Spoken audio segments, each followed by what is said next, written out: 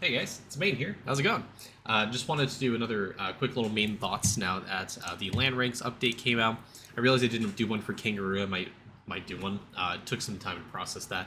But real quick, before the video starts and I get too deep into my thoughts, I want to give a little pointer to my YouTube. If you guys are watching and you're not subscribed, feel free to subscribe. It's free. Really helps grow the channel. Really incentivizes me to make more content. And also join the Discord.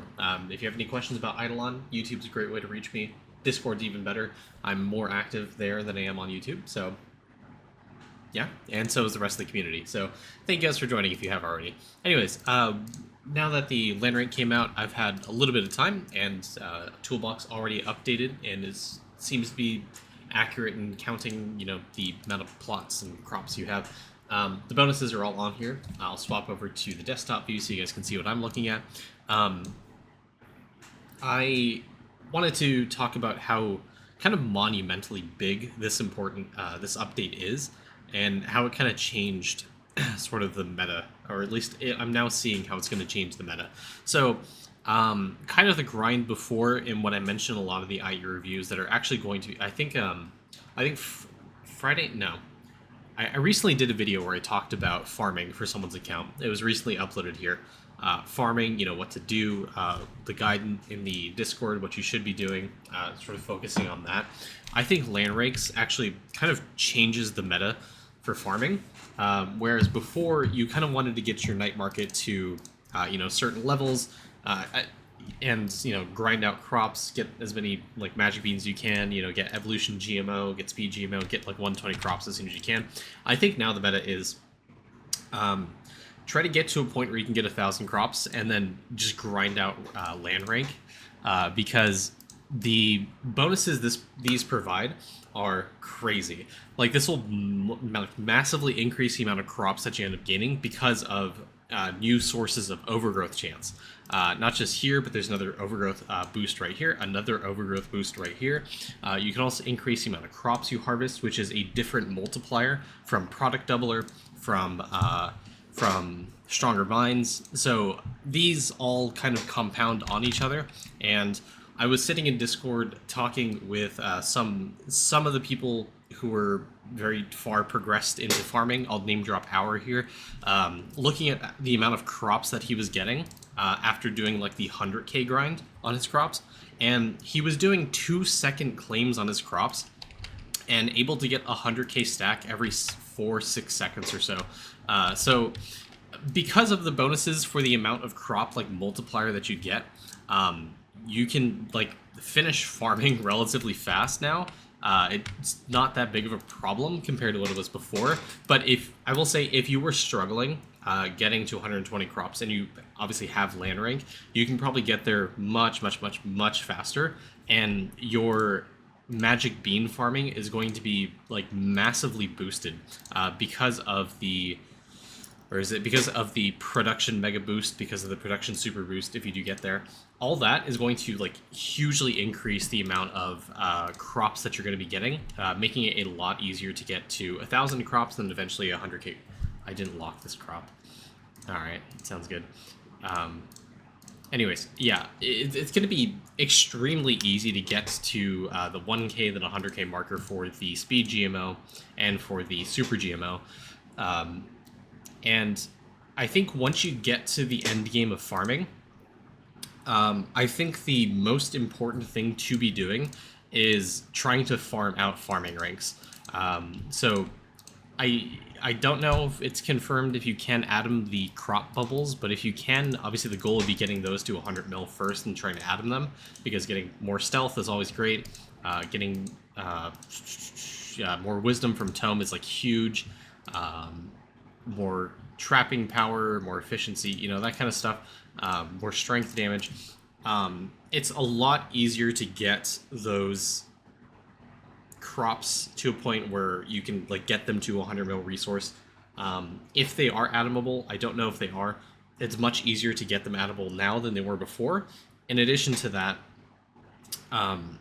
just generally grinding out crops are going to be so much easier, and it's looking Yeah, sorry, I got distracted. I had like 7 different thoughts. Anyway, ADHD streamer. I wanted to talk about. I came to World War for a reason, talking about this meal specifically. The end game meta, apart from getting bubbles to a point where you can possibly add them up. Again, I don't know if you can. The big thing is going to be upgrading or trying to get as much farming EXP as possible, getting more farming levels because of this meal right here. There's a big push right now for most end gamers trying to get level 90 meals all around the board because they have the no meal left behind bonus. Getting every 50 levels of farming increases your meal cooking speed, if you guys don't know. Turns out a lot of Idleon people don't read, and there's this line right here on Burn Marshmallow that this bonus for meal cooking speed doubles, triples, quadruples, so on and so forth for the this meal's meal cooking speed. So you can get really high levels of meal cooking speed just by upgrading your farming levels. In addition, Lava did introduce 40 new glassy crops, which I haven't gotten.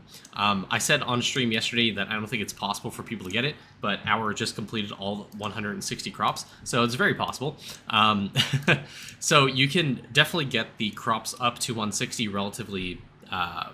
Well, it's possible. I don't want to say relatively fast. You can get there. So you can get to 160 crops, which means you're going to get even more meal cooking speed, more gaming evolution rate, more jade gain, more cash, more damage, more base critters, which is okay. But the most important thing is going to be pet rate. Getting level 15 shiny pets is going to be ridiculously easy now. Compared to before, it was going to take you like a month or two with like a full fence yard of pets or something. It's probably going to take a lot less time than that. So yeah, between summoning and between farming, it like really made active Beastmaster possible, and I think it's no longer a meme that Beastmaster is bad or is good now. So I kind of am scattershotting some pets right now. I literally just put these in like a few hours ago, and they were level 5, and they're or they're level 4, and they're hello. And they're going to be up there in level 5, 6, 7 the next few days. If I do active Beastmaster, I can probably get these up a lot faster than the time is showing here. So just a little thing for you guys to look out for. Yeah, land rank is great. I think some of the better bonuses for you to look out for in land rank specifically are going to be the ones that impact overgrowth. The one that impacts, obviously, land rank EXP is really great because you need land ranks in order to get points. The ones for amount of crops harvested are really good, and these level 1 bonuses are fantastic. I also do want to talk about this. These bonuses right here are pretty great. I don't remember them off the top of my head. There's the stealth per farming level, there's the drop rarity, there's damage, and I think it's 5% all stat. It says 1% in some of the guides out there, but it's actually 5%.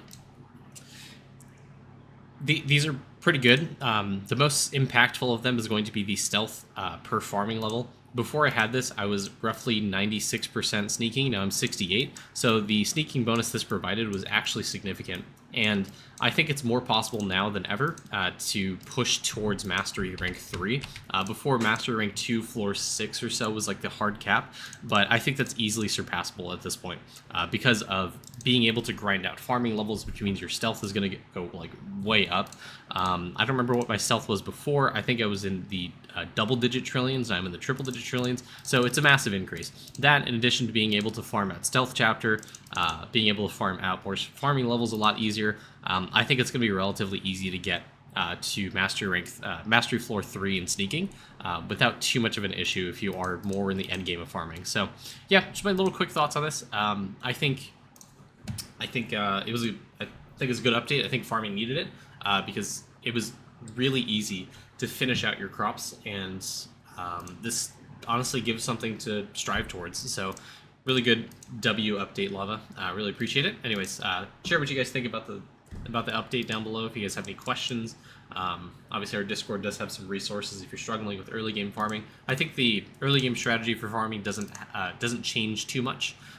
So I think the guide that was previously posted a few months ago is still valid. You can definitely use that as a reference point, but yeah, anyways, thank you guys for watching. Links in the description for the Discord, and remember to like, comment, and subscribe. See you guys later. Have a good one.